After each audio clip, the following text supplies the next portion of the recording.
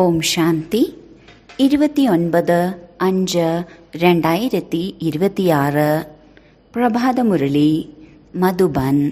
മധുരമായ കുട്ടികളെ, ഈ പഴയ ലോകത്തോടും ദേഹധാരികളോടും ഒരിക്കലും ഉള്ളുകൊണ്ട് ഇഷ്ടം വയ്ക്കരുത്. ഇഷ്ടം വെച്ചു എങ്കിൽ ഭാഗ്യം മുറിഞ്ഞു പോകും. ചോദ്യം: ബാബ കുട്ടികൾക്ക് ഈ നാടകത്തിന്റെ ഏത് ഗൂഹ്യമായ രഹസ്യമാണ് കേൾപ്പിച്ചത്? ഉത്തരം: കുട്ടികളെ, ഇപ്പോൾ ഈ നാടകം പൂർത്തിയാകാൻ പോവുകയാണ്. അതിനാൽ എല്ലാ ആത്മാക്കൾക്കും ഇവിടെ ഹാജരാകുക തന്നെ വേണം. എല്ലാ ധർമ്മത്തിലുള്ള ആത്മാക്കളും ഇപ്പോൾ ഇവിടെ ഹാജരാകും. കാരണം സർവരുടെയും പിതാവ് ഇവിടെ ഹാജരായിരിക്കുകയാണ്. എല്ലാവർക്കും ബാബയുടെ മുന്നിൽ നമസ്കരിക്കുവാൻ, അതായത് സലാം ചെയ്യാൻ വരിക തന്നെ വേണം. എല്ലാ ധർമ്മത്തിലുള്ള ആത്മാക്കളും മന്മനാ ഭവയുടെ മന്ത്രം സ്വീകരിച്ചു പോകും. അവർ മധ്യാജി ഭവയുടെ മന്ത്രം ധാരണ ചെയ്ത് ചക്രവർത്തി ആയൊന്നും മാറുകയില്ല. ഗീതം: ഹൃദയത്തിന്റെ ആശ്രയം മുറിഞ്ഞു പോകരുതേ. ഓം ശാന്തി. എല്ലാ സെന്ററുകളിലെ കുട്ടികളും ഗീതം കേട്ടു. നിങ്ങൾ ഇന്ന് ഈ ഗീതം കേൾക്കുകയാണ്. പിന്നീട് മറ്റുള്ള കുട്ടികൾ 2-4 ദിവസങ്ങൾക്ക് ശേഷം കേൾക്കും. അഥവാ പഴയ ലോകത്തോടും പഴയ ശരീരത്തോടും ഉള്ളുകൊണ്ട് ഇഷ്ടം ഉണ്ടാവുകയാണെങ്കിൽ ഭാഗ്യം മുറിഞ്ഞു പോകും. കാരണം ഈ ശരീരം ഈ പഴയ ലോകത്തിൻ്റെതാണ്. അഥവാ ദേഹ അഭിമാനിയായി മാറുന്നുവെങ്കിൽ ഉണ്ടായിക്കൊണ്ടിരിക്കുന്ന ഈ ഭാഗ്യം പോലും ഇല്ലാതാകും. ഇപ്പോൾ ഭാഗ്യഹീനരിൽ നിന്നും നിങ്ങൾ ഭാഗ്യശാലികളായി മാറുകയാണ്. അതിനാൽ എത്രത്തോളം സാധിക്കുന്നുവോ പരിധിയില്ലാത്ത സമ്പത്ത് നൽകുന്ന ഒരു ബാബയെ ഓർമ്മിക്കൂ.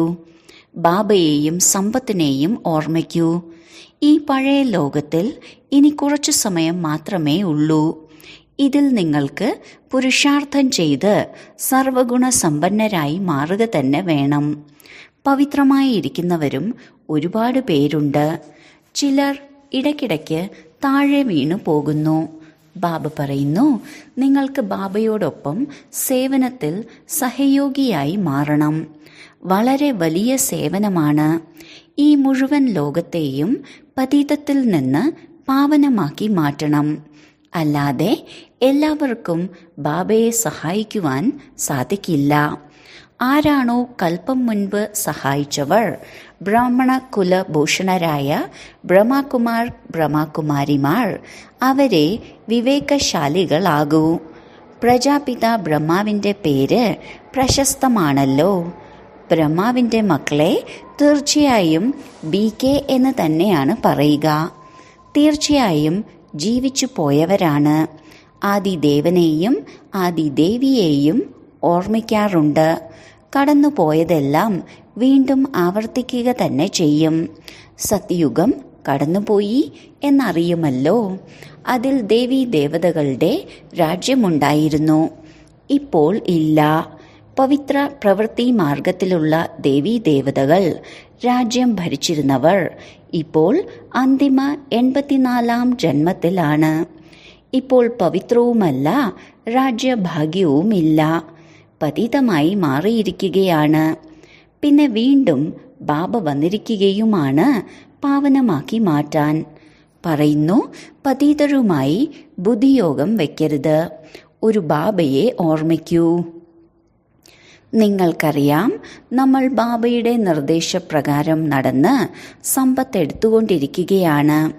സമ്പത്ത് പ്രാപ്തമാക്കാനുള്ള യുക്തിയും പറഞ്ഞു തരുന്നു. മനുഷ്യർ അനേക പ്രകാരത്തിലുള്ള യുക്തികളെല്ലാം രചിക്കുന്നു. ചിലർക്ക് സയൻസിൻ്റെ അഹങ്കാരമുണ്ട്. ചിലർക്ക് ഡോക്ടർ എന്ന അഹങ്കാരമുണ്ട്. മനുഷ്യരുടെ ഹൃദയം കേടുവന്നാൽ മറ്റൊരു പ്ലാസ്റ്റിക്കിൻ്റെ ഹൃദയമുണ്ടാക്കി വയ്ക്കുന്നു. യഥാർത്ഥ ഹൃദയം മാറ്റി കൃത്രിമമായതിനെ ഉപയോഗിക്കുന്നു. ഇതും എത്ര നല്ല കലയാണ്. ഇത് അല്പകാലത്തെ സുഖത്തിന് വേണ്ടിയാണ്. നാളെ മരിച്ചു കഴിഞ്ഞാൽ ശരീരം തന്നെ ഇല്ലാതാകും. ഒരു പ്രാപ്തിയുമില്ല. അല്പകാലത്തേക്ക് വേണ്ടി ലഭിച്ചു. സയൻസിലൂടെ അല്പകാലത്തേക്ക് വേണ്ടി ഒരുപാടധികം അത്ഭുതങ്ങൾ ചെയ്തു കാണിക്കുന്നു. ഈ കാര്യം തികച്ചും വേറിട്ടതാണ്. പാവനമായ ആത്മാവ് 84 ജന്മങ്ങളെടുത്ത് പതിതരായി മാറി. പതിത ആത്മാവിനെ വീണ്ടും പാവനമാക്കി മാറ്റുക എന്നത് ബാബയ്ക്കല്ലാതെ മറ്റാർക്കും ചെയ്യാൻ സാധിക്കില്ല. ഒരാൾക്ക് മാത്രമേ മഹിമയുള്ളൂ. സർവരുടെയും പതിത പാവനനും സർവരുടെയും സദ്ഗതിദാതാവും സർവരിലും ദയാദൃഷ്ടി വയ്ക്കുന്ന സർവോദയ നേതാവാണ്. മനുഷ്യർ സ്വയത്തെ സർവരുടെയും നേതാവെന്ന് പറയുന്നു. ഇപ്പോൾ സർവം എന്നാൽ അതിൽ എല്ലാവരും വരുന്നു. സർവരിലും ദയ കാണിക്കുന്നത് ഒരേ ഒരു ബാബ മാത്രമാണ് എന്നാണ് മഹിമ. ബാബയെ ദയാസാഗരനെന്നും ആനന്ദത്തിൻ്റെ സാഗരനെന്നും ആണ് പറയുന്നത്. പിന്നെ മനുഷ്യർക്ക് എങ്ങനെ സർവരിലും ദയ കാണിക്കുവാൻ സാധിക്കും? സ്വയത്തോട് തന്നെ കാണിക്കാൻ സാധിക്കുന്നില്ല എങ്കിൽ പിന്നെ എങ്ങനെയാണ് മറ്റുള്ളവരോട് കാണിക്കുന്നത്? മനുഷ്യർ അല്പകാലത്തേക്കുള്ള ദയയാണ് കാണിക്കുന്നത്. എത്ര വലിയ വലിയ പേരുകളാണ് വെച്ചിട്ടുള്ളത്. ഇപ്പോൾ ബാബ പറയുന്നു, നിങ്ങൾക്ക് സദാ ആരോഗ്യമുള്ളവരും സദാ സമ്പന്നരുമായി മാറാനുള്ള എത്ര സഹജമായ യുക്തിയാണ് പറഞ്ഞു തരുന്നത്. യുക്തി വളരെ സഹജമാണ്. നിങ്ങൾ എന്നെ മാത്രം ഓർമ്മിക്കൂ, കാരണം നിങ്ങൾ എന്നെ തന്നെ മറന്നുപോയി. സത്യയുഗത്തിൽ നിങ്ങൾ സുഖികളായാണ് കഴിയുന്നത്. അതുകൊണ്ട് എന്നെ ഓർമ്മിക്കുന്നേയില്ല. നിങ്ങളുടെ 84 ജന്മങ്ങളുടെ ചരിത്രവും ഭൂമിശാസ്ത്രവുമാണ് നിങ്ങൾക്ക് കേൾപ്പിച്ചത്. നിങ്ങൾ സദാ സുഖികളായാണ് രാജ്യം ഭരിച്ചിരുന്നത്. പിന്നീട് ദിവസങ്ങൾ കഴിയുന്തോറും താഴേക്ക് ഇറങ്ങി ഇറങ്ങി തമോപ്രധാനവും ദുഃഖിയും പതിതവുമായി മാറി.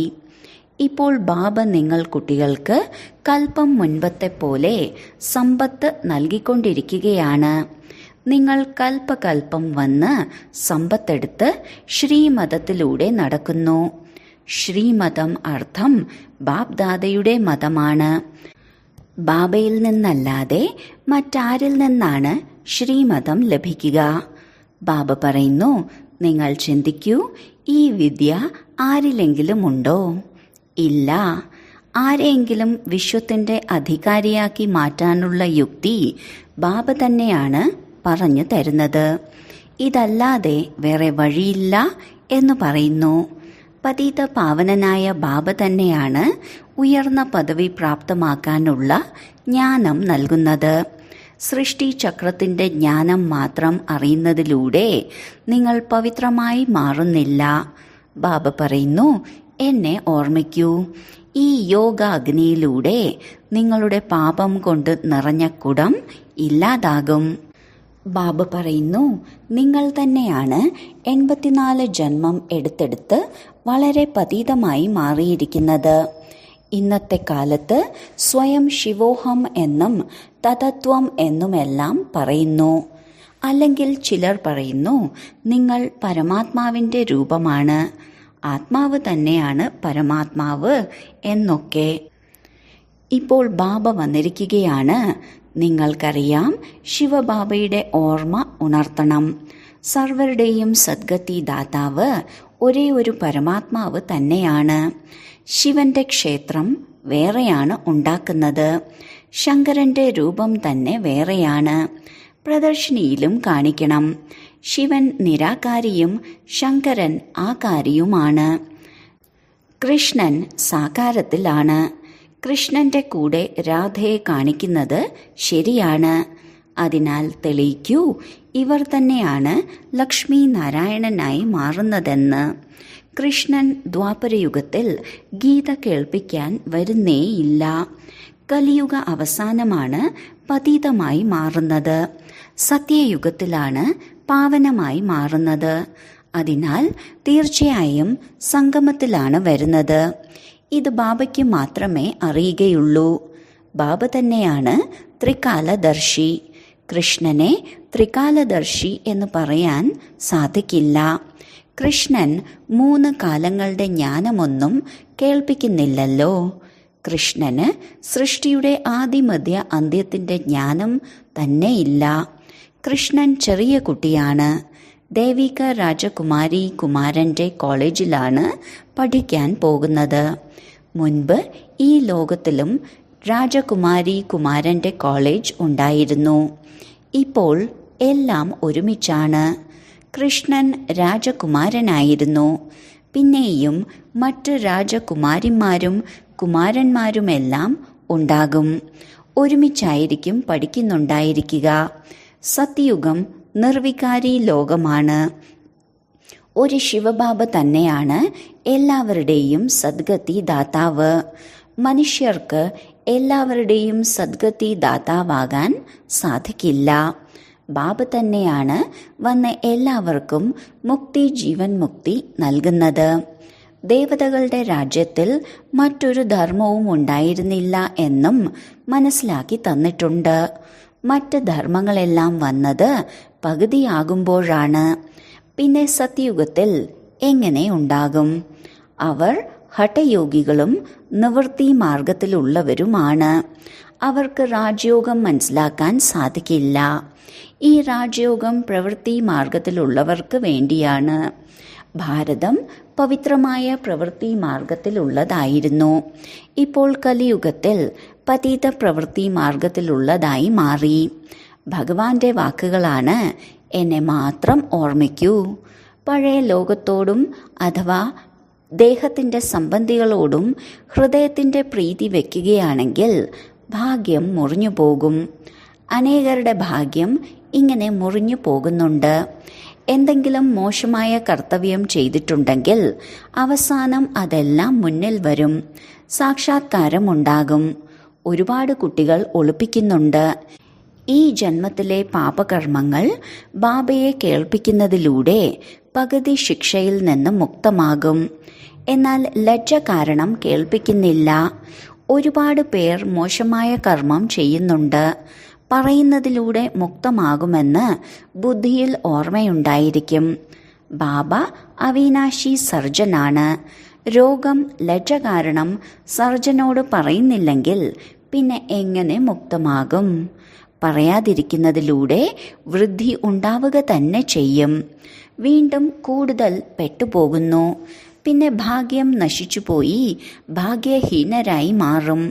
ബാബ പറയുന്നു, ദേഹത്തോടും ബന്ധം വയ്ക്കരുത്. എപ്പോഴും ബാബയെ ഓർമ്മിച്ചുകൊണ്ടിരിക്കൂ. എന്നാൽ ഒരു മോശമായ പ്രവൃത്തിയും ഉണ്ടാകില്ല. ഏതെങ്കിലും വികർമ്മം ചെയ്തിട്ടുണ്ടെങ്കിൽ പറയുന്നതിലൂടെ പകുതി ക്ഷമിക്കപ്പെടും. ബാബ ധർമ്മരാജനുമാണ്. അതിനാൽ അവരിൽ നിന്ന് ഒളിപ്പിക്കുകയാണെങ്കിൽ പിന്നെ നിങ്ങൾക്ക് ലഭിക്കുന്ന പോലുള്ള ശിക്ഷകൾ മറ്റാർക്കും ലഭിക്കില്ല. സമയം അടുക്കുംതോറും എല്ലാവർക്കും സാക്ഷാത്കാരം ഉണ്ടായിക്കൊണ്ടിരിക്കും. ഇപ്പോൾ എല്ലാവരുടെയും കണക്കെടുപ്പിന്റെ സമയമാണ്. എല്ലാവരും പതീതമാണ്. പാപങ്ങളുടെ ശിക്ഷ തീർച്ചയായും ലഭിക്കും. ഒരു സെക്കൻഡ് ജീവൻ മുക്തി എന്നതുപോലെ ഒരു സെക്കൻഡിൽ തന്നെ ഒരുപാട് സമയം ശിക്ഷകൾ അനുഭവിച്ചുകൊണ്ടിരിക്കുന്നത് പോലുള്ള പ്രതീതി ഉണ്ടാകുന്നു. ഇത് വളരെ സൂക്ഷ്മമായ മെഷീനറിയാണ്. എല്ലാവരുടെയും കണക്കെടുപ്പിന്റെ സമയമാണ്. ശിക്ഷകൾ തീർച്ചയായും അനുഭവിക്കണം. പിന്നീട് എല്ലാ ആത്മാക്കളും പവിത്രമായി തിരിച്ചു പോകുന്നു. ബാബ തന്നെ വന്നിട്ടാണ് പതീതമായ ആത്മാക്കളെ പാവനമാക്കി മാറ്റുന്നത്. ബാബയ്ക്കല്ലാതെ മറ്റാരിലും ഈ ശക്തിയില്ല. 63 ജന്മങ്ങൾ പാപം ചെയ്ത് ഇപ്പോൾ നിങ്ങളുടെ പാപത്തിന്റെ കുടം നിറഞ്ഞിരിക്കുകയാണ്. എല്ലാവർക്കും മായയുടെ ഗ്രഹണം ബാധിച്ചിരിക്കുകയാണ്. വളരെ വലിയ ഗ്രഹണമാണ് നിങ്ങളെ ബാധിച്ചിരിക്കുന്നത്. നിങ്ങളായിരുന്നു സർവഗുണ സമ്പന്നർ. പിന്നെ നിങ്ങളിൽ തന്നെയാണ് ഗ്രഹണം ബാധിച്ചിരിക്കുന്നത്. നിങ്ങൾക്ക് തന്നെയാണ് ഇപ്പോൾ ജ്ഞാനം ലഭിച്ചിട്ടുള്ളത്. ബാബ പറഞ്ഞു തരുന്നു, നിങ്ങൾ ഭാരതത്തിലെ അധികാരികളായിരുന്നു. പിന്നീട് നിങ്ങൾ തന്നെയാണ് 84 ജന്മങ്ങൾ എടുത്തത്. വാസ്തവത്തിൽ നിങ്ങൾ ദേവീ ദേവതാ ധർമ്മത്തിൽ ഉള്ളവരായിരുന്നു. പിന്നീട് പതീതമായത് കാരണം ഹിന്ദു എന്ന് പറയാൻ തുടങ്ങി. ഈ കാര്യങ്ങളെല്ലാം എങ്ങനെ നേരിട്ട് മറ്റുള്ളവർക്ക് പറഞ്ഞു കൊടുക്കും? മഠത്തെയും പ്രസ്ഥാനത്തെയും രാജധാനി എന്ന് പറയില്ല. രാജാക്കന്മാർക്കാണ് രാജധാനിയുള്ളത്. ലക്ഷ്മി നാരായണൻ ഒന്നാമൻ, രണ്ടാമൻ, മൂന്നാമൻ, ഇങ്ങനെയാണ് രാജ്യഭരണം ഉണ്ടാകുന്നത്. പാവനമായതിൽ നിന്ന് പതീതമാവുക തന്നെ വേണം. ഇതും തീർച്ചയാണ്. പതീതമായത് കാരണം ദേവീ ദേവതകളെന്ന് പറയാൻ സാധിക്കില്ല. നമ്മൾ പൂജ്യരും ആദി സനാതന ദേവീദേവതാ ധർമ്മത്തിലുമുള്ളവരായിരുന്നു. തന്റെ ധർമ്മങ്ങളുടെ ചിത്രം തന്നെയാണ് പൂജിക്കുന്നത്. നമ്മൾ പൂജ്യരായ ദേവീദേവതകൾ തന്നെയാണ് ഇപ്പോൾ പൂജാരിയായി മാറിയതെന്ന് മറന്നുപോയി. ബാബ സമ്പത്ത് നൽകിയിരുന്നു. പിന്നെ പതീതമായി മാറിയപ്പോൾ അവനവന്റെ ചിത്രങ്ങളെ തന്നെ പൂജിക്കാൻ ആരംഭിച്ചു എന്ന് ഇപ്പോൾ നിങ്ങൾ മനസ്സിലാക്കുന്നു. സ്വയം തന്നെ പൂജ്യരും സ്വയം തന്നെ പൂജാരിയും. ഭാരതവാസികളെക്കുറിച്ചല്ലാതെ മറ്റാരെക്കുറിച്ചും ഇങ്ങനെ പറയില്ല. ദേവതയാക്കി മാറ്റാൻ ബാബയും ഭാരതത്തിൽ വന്നാണ് ജ്ഞാനം നൽകുന്നത്. ബാക്കി എല്ലാവരും കണക്കുകളെല്ലാം തീർത്ത് തിരിച്ചു പോകും. ആത്മാക്കളെല്ലാം ബാബയെ വിളിച്ചുകൊണ്ടിരിക്കുന്നു, അല്ലയോ ഗോഡ് ഫാദർ. ഇതും മനസ്സിലാക്കേണ്ട കാര്യമാണ്. ഈ സമയം നിങ്ങൾക്ക് 3 അച്ഛന്മാരുണ്ട്. ഒന്ന് ശിവബാബ, രണ്ടാമത് ലൗകിക അച്ഛൻ, മൂന്നാമത് അലൗകിക പിതാവാകുന്ന പ്രജാപിത ബ്രഹ്മാവ്. ബാക്കി എല്ലാവർക്കും 2 അച്ഛന്മാരാണ്, ലൗകികവും പാരലൗകികവും. സത്യയുഗത്തിൽ ഒരു ലൗകിക അച്ഛൻ മാത്രമാണ് ഉള്ളത്. പാരലൗകിക അച്ഛനെ അറിയുകയില്ല. സത്യയുഗത്തിൽ സുഖം മാത്രമാണ് ഉള്ളത്. പിന്നെ പാരലൗകിക അച്ഛനെ ഓർമ്മിക്കേണ്ട ആവശ്യമെന്താണ്? ദുഃഖത്തിലാണ് എല്ലാവരും സ്മരിക്കുന്നത്. ഇവിടെ നിങ്ങൾക്ക് 3 അച്ഛന്മാരുണ്ട്. ഇതും മനസ്സിലാക്കേണ്ട കാര്യമാണ്. സത്യയുഗത്തിൽ ആത്മാഭിമാനികളായിരിക്കും, പിന്നീട് ദേഹാഭിമാനത്തിലേക്ക് വരുന്നു. ഇവിടെ നിങ്ങൾ ആത്മാ അഭിമാനികളുമാണ്, ഒപ്പം പരമാത്മ അഭിമാനികളുമാണ്. നമ്മളെല്ലാവരും ബാബയുടെ കുട്ടികളാണെന്ന ശുദ്ധമായ അഭിമാനമുണ്ട്. ബാബയിൽ നിന്ന് സമ്പത്ത് നേടുകയാണ്. ബാബ അച്ഛനും ടീച്ചറും സദ്ഗുരുവുമാണ്. ബാബയുടെ മഹിമയെക്കുറിച്ചും മനസ്സിലാക്കി കൊടുക്കണം. ബാബ തന്നെയാണ് വന്ന് എല്ലാ കുട്ടികൾക്കും സമ്പത്ത് നൽകുന്നത്. സത്യയുഗത്തിൽ നിങ്ങൾക്ക് സമ്പത്തുണ്ടായിരുന്നു, പിന്നീട് 84 ജന്മങ്ങൾ എടുത്ത് പാഴാക്കി. ഇപ്പോൾ ഇത് മനസ്സിലാക്കി കൊടുക്കാൻ എത്ര സഹജമാണ്. ബാബയെ പറയുന്നത് തന്നെ പതീത പാവനനെന്നും സർവരുടെയും സദ്ഗതി ദാതാവും എന്നാണ്. ഇത് പതീതരുടെ ലോകമാണ്. ഈ ലോകത്തിൽ ആർക്ക് എങ്ങനെ സദ്ഗതി കൊടുക്കാൻ സാധിക്കും? ചിലർ ധാരാളം ശാസ്ത്രങ്ങൾ പഠിച്ചിട്ടുണ്ടെങ്കിൽ അന്തിമ സമയത്തെ സങ്കല്പമനുസരിച്ച് ഗതി പ്രാപിക്കും. പിന്നീട് അടുത്ത ജന്മത്തിൽ ചെറിയ കുട്ടിയായിരിക്കുമ്പോൾ തന്നെ മനഃപാഠമാക്കുന്നു. അതിനാൽ ബാബ നിങ്ങൾക്ക് എത്ര മധുരമായ കാര്യങ്ങളാണ് കേൾപ്പിക്കുന്നത്. കുട്ടികളെ, നിങ്ങൾ തമോ പ്രധാനമായി മാറിയിരിക്കുകയാണ്. ഇപ്പോൾ വീണ്ടും ബാബയെ ഓർമ്മിക്കൂ, എന്നാൽ കറ ഇല്ലാതാകും. ഇപ്പോൾ നാടകം പൂർത്തിയാവുകയാണ്. എല്ലാവർക്കും ഹാജരാകണം. ക്രിസ്തു മുതലായ സർവരുടെയും ആത്മാക്കൾ ഇപ്പോൾ ഇവിടെ ഹാജരാണ്. അവരും ബാബയുടെ അടുത്തേക്ക് വരും. ചക്രവർത്തിയാകാൻ പോകുന്നില്ല, കേവലം ബാബയെ മാത്രം ഓർമ്മിക്കുകയും മന്മനാഭവയുടെ മന്ത്രം നേടുകയും ചെയ്യും. നിങ്ങളുടേത് മന്മനാഭവയുടെയും മധ്യാജി ഭവയുടെയും ഡബിൾ മന്ത്രമാണ്. ബാബ എത്ര നല്ല യുക്തിയാണ് പറഞ്ഞു തരുന്നത്. ശരി, വളരെ കാലത്തെ വേർപാടിന് ശേഷം തിരികെ കിട്ടിയ മധുരമായ സന്താനങ്ങൾക്ക് മാതാവും പിതാവുമായ ബാബ്ദാദയുടെ സ്നേഹസ്മരണകളും പുലർക്കാല വന്ദനവും. ആത്മീയ പിതാവിൻ്റെ ആത്മീയ കുട്ടികൾക്ക് നമസ്കാരം. ധാരണയ്ക്കുള്ള മുഖ്യസാരം. 1. ഈ പഴയ ലോകത്തിൽ കഴിഞ്ഞുകൊണ്ടും പുരുഷാർത്ഥം ചെയ്ത് തീർച്ചയായും സർവഗുണ സമ്പന്നരായി മാറണം. ഈ പഴയ ശരീരത്തോടും പഴയ ലോകത്തോടും ഹൃദയത്തിൻ്റെ പ്രീതി ഉണ്ടാകരുത്. ഭാഗ്യശാലികളാകണം. 2. ആത്മാഭിമാനിയും പരമാത്മ അഭിമാനിയുമായി കഴിയണം. ഈ കണക്കെടുപ്പിൻ്റെ സമയത്ത് ബാബയോട് ഒന്നും ഒളിപ്പിച്ചു വെക്കരുത്. അവിനാശിയായ സർജനിൽ നിന്ന് നിർദ്ദേശം സ്വീകരിച്ചുകൊണ്ടിരിക്കണം. വരദാനം: സംഘദോഷത്തിൽ നിന്ന് ദൂരെ മാറി സദാ ബാബയുടെ സമീപതയുടെ ഭാഗ്യം പ്രാപ്തമാക്കുന്ന പദവിയോടെ പാസ്സാകുന്നവരായി ഭവിക്കട്ടെ. ബാബയുടെ സമീപത്തിരിക്കുന്നത് ഇഷ്ടമാണെങ്കിൽ എല്ലാ ചീത്ത കൂട്ടുകെട്ടിൽ നിന്നും ദൂരെയായിരിക്കണം. പല വിധത്തിലുള്ള ആകർഷണങ്ങളും പരീക്ഷയുടെ രൂപത്തിൽ വരും. എങ്കിലും ആകർഷിതരാകരുത്. സംഘദോഷം പല വിധത്തിലുണ്ട്.